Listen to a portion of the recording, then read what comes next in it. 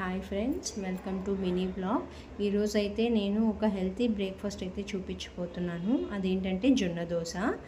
అది ఎలా చేద్దామో ఒకసారి చూపించేస్తాను. ఫస్ట్ అయితే నేను 3 గ్లాసెస్ ఆఫ్ జొన్నలు తీసుకొని దానికి 1 కప్ ఆఫ్ రైస్ తీసుకుని ఓవర్ నైట్ సోక్ చేసి వాటర్లో సోక్ చేసి పెట్టేశాను. సో మార్నింగ్ లేచి ఆ సోక్ చేసిన జొన్నలు రైస్ ఉన్నాయి కదా, అవైతే 3 టైమ్స్ వాష్ చేసుకునేసి పక్కన పెట్టాను.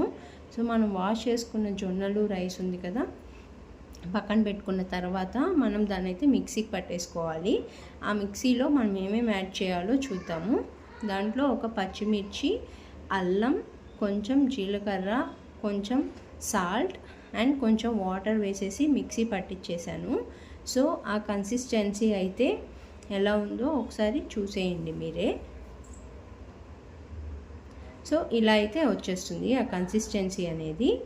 సో అలా వచ్చిన కన్సిస్టెన్సీని ఇప్పుడు మనం దోశలా వేసుకుందాం. ఫస్ట్ అయితే పెను పెట్టేసి స్టవ్ ముట్టించేసాను. ఇప్పుడైతే దోశ వేసేసుకున్నాను.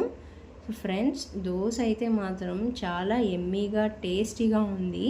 మీరు కూడా ట్రై చేయండి. ఇలాంటి దోశలు అయితే మాత్రం చాలా హెల్త్కి చాలా మంచిది. మీరు కూడా ట్రై చేయండి. మా పాప మా హస్బెండ్ కూడా తిన్నారు, చాలా బాగుందని చెప్పారు.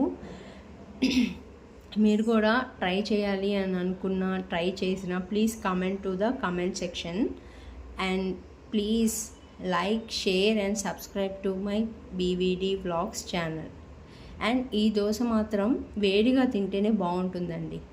చల్లగా అయితే కొంచెం తగ్గించదు, మనకి తినలేము. సో వేడిగా తింటే చాలా బాగుంటుంది. Please try this dosa, must try.